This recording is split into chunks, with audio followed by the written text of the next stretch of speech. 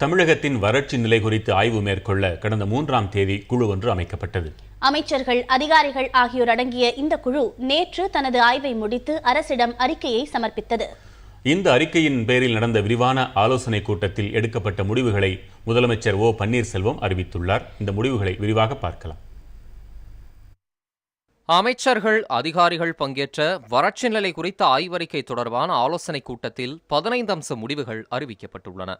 இதன்படி தமிழ்நாட்டின் அனைத்து பகுதிகளிலும் வடகிழக்கு பருவமழை குறைவாக பெய்துள்ளதால் அனைத்து மாவட்டங்களும் வறட்சியால் பாதிக்கப்பட்ட மாவட்டங்களாக அறிவிக்கப்படும். அனைத்து மாவட்டங்களிலும் விவசாயிகள் செலுத்த வேண்டிய நிலவரி முழுவதும் தள்ளுபடி செய்யப்படும்.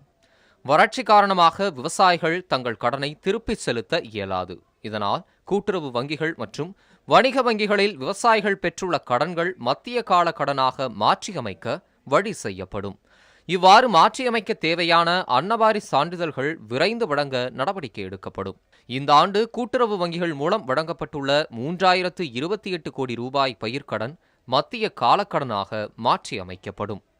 மக்களை வறட்சியில் இருந்து காக்க மத்திய அரசின் நிதியுதவி கோரப்படும். அதற்கான வறட்சி நிவாரண கோரிக்கை மனு தயார் செய்யப்பட்டு விரைவில் மத்திய அரசுக்கு அனுப்பப்படும்.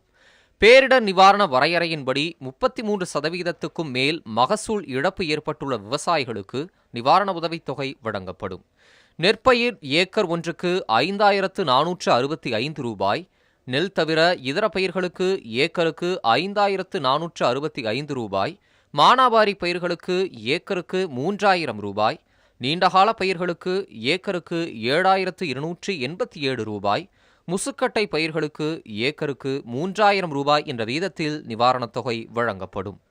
பயிர் காப்பீடு செய்த விவசாயிகள் காப்பீட்டு நிறுவனத்திடம் இருந்து பயிர் இழப்புக்கான இழப்பீட்டுத் தொகையை பெற இயலும். வறட்சி காரணமாக வேலையின்றி பாதிக்கப்பட்டுள்ள விவசாய தொழிலாளர்களுக்காக தேசிய ஊரக வேலை உறுதி திட்டத்தின் கீழ் 100 நாட்கள் பணிவரம்பு 150 நாட்களாக உயர்த்தப்படும்.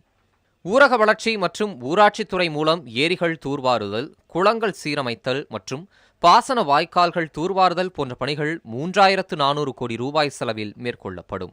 வறட்சி காரணமாக ஏற்படும் கால்நடை தீவன பற்றாக்குறையை தீர்க்கும் வகையில் கால்நடை பராமரிப்பு, பால் வளம் மற்றும் மீன்வளத்துறை வாயிலாக பசுந்தீவனம், அடர் தீவனம் மற்றும் உலர் தீவனம் வழங்க நடவடிக்கை எடுக்கப்படும். இதற்காக 78 கோடி ரூபாய் மதிப்பில் திட்டங்கள் மேற்கொள்ளப்படும். நகர்ப்புறங்களில் ஏற்பட்டுள்ள குடிநீர் பற்றாக்குறையை போக்க 160 கோடி ரூபாய் மதிப்பீட்டில் பணிகள் மேற்கொள்ளப்படும்.